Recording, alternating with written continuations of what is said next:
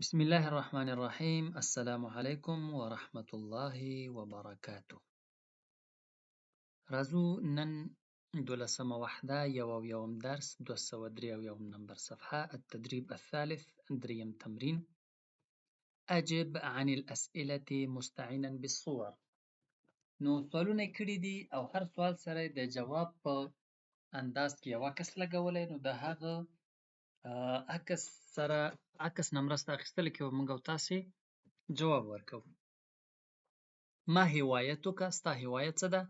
ګوره عکس د چې شي دی یو کس لام وي، نو هوايتک ستا هوايه. نو اوس به چې کله زه جواب ورکوم هوايتي به وایم، هوايتي السباحه. زما هوايه څه ده؟ لامبو کول دي. یو لامبل دي یو لامبو کول دي که نه. ښه، هل لديک مکتبة؟ آیا ته کتابتون لري؟ کتابخانه لري؟ مکتبه لري؟ نو عکس کې خو شته دی. نعم لدي مکتبة کبیرة به هم ورسره ووایو، ما ته خو غټه غوندې ښکاره شوه. کم ساعة تقرأ في اليوم؟ په ورځ کې څو ساعته لوست کوي یا لولي؟ نو دا په عکس کې چې وګورو په ساعت کې تر 3 بجو پورې، یعنې 3 ساعته چې دي، 1 2 3 دا رنګ شوي دي. نو اقرأ 3 ساعات في اليوم، په ورځ کې 3 ساعته لوست کوم. ماذا يقرأ؟ زه نه پوهېږم، ما ته داسې ډېر واضح نه ښکاري که د سکرین اوس مې زه د سکرین رڼا کم استعمالوم. ماذا يقرأ؟ يقرأ يقرأ یا أقرأ صحيفة، يقرأ صحيفة. ما ته خو اخبار ښکاره شو، نه پوهېږم تاسو ته به څه ښکاري. أي جمعية تختار؟ کومه ټولنه انتخابوي؟ اختار جمعية الحاسوب، د کمپیوټر ټولنه. ماذا تفعل في المكتبة؟ په مکتبه یا کتابتون کې څه کوي؟ أقرأ في المكتبة یا أطالع، مطالعه کوم، لولمه. أقرأ. التدريب الرابع څلورم تمرین. أكمل الحوار. دغه کومه محاوره چې ده دا مکمله که. هل زرت معرض الهوايات؟ نعم زرته، لا ما زرته. که وایي هو هم خپل جواب لري. ما هوايتك؟ هوايتي السباحة، هوايتي القراءة، هوايتي الرحلات. أقرأ في اليوم 3 ساعات تقریبا. د دې سوال به وسره جوړو. نو جواب شته. سوال دا دی کم ساعتا تقرأ في اليوم؟ په ورځ کې څو ساعته لوست کوي؟ بل جواب دی اقرأ الكتب الاسلامیه. نو سوال به دا جواب دا دی چې زه اسلامي کتابونه لولم. نو سوال به داسې را جوړ کړو چې ته څه لولې یا کوم کتابونه لولې. أي کتب تقرأ یا ماذا تقرأ، څه لولې. دلته اوس التدریب الخامس پنځم تمرین دی. اکمل الحوار، حوار مکمل کړئ. هوايتي الرحلات والقراءة. ما هوايتك؟ بس ستا هوايه څه ده؟ دا وایي زما هوايه چکرونه او لوستل دي. دلته سوال داسې دی، جواب دی البته. أقرأ الكتب الإسلامية والعربية. ماذا تقرأ؟ څه لولې. ما هي الكتب التي تقرأها؟ کوم کتابونه دي چې ته یې لولې؟ داسې هم راځي. مختلف قسم سوال جوړېدی شي.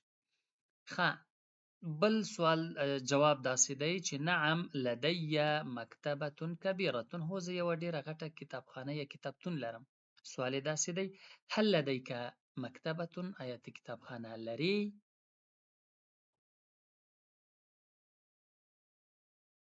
بل جواب دا دی چې اقرأ 3 ساعات في اليوم. په ورځ کې 3 ساعته درس لولم. کم ساعة تقرأ في اليوم؟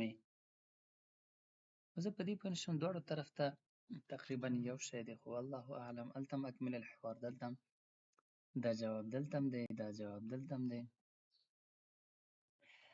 الطالب الثاني. لا ما زرته. هيا بنا. هل زرت معرض الهوايات؟ لا ما زرته. او لاندې بل جواب دی اختار جمعية العلوم. أي جمعية تختار؟ نعم أحب العلوم. هل تحب العلوم؟ آیا ساينس خوښوي؟ نعم. ګوري دغه د علوم معنی یو ملګري پوښتنه هم کړې وه، میسج کې پوښتنه را لېږلې وه، واتساپ باندې سوال کړی و. هغه ویل چې دغه علوم چې دی دا خو د علم جمع ده. ګوره علم جمع ده، چون موږ دلته د منهج خبره کوو. په هغه کې په د مکتب یا د مدرسې د مضامینو خبره ده، د هوایاتو خبره ده. په مضامینو کې علوم ساینس ته وایي. که ما عربي منهج نه وای لوستی نو حتما دغه نقطې ته زه هم نه متوجه کېدم. موږ چې کله کتابونه لوستل د عربي الریاضیات، جغرافیه، التاریخ، هغه کې العلوم چې ولته زموږ د ساینس کتابونو هغه وخت نه دغه نقطې ته زه متوجه شوی چې په عربي کې العلوم اصلا ساینس ته وایي.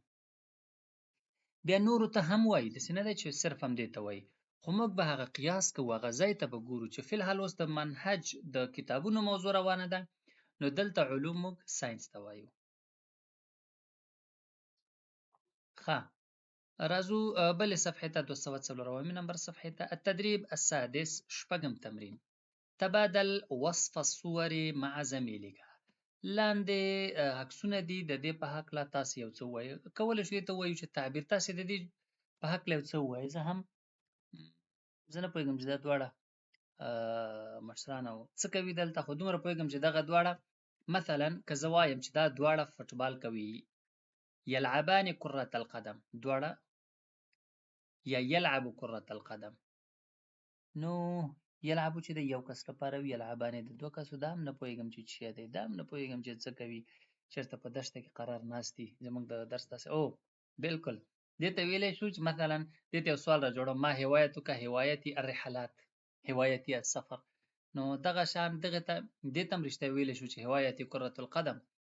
بالکل ذهن ته مې لږ لږ راغله. نو تاسې هم خپل ذهنونه په کار واچوئ او د دوی په هکله دوه درې جملې جوړې کړئ، بل څه جوړ کړئ، نو انشاءالله چې یو څه به حتما ګټور جوړ کړئ.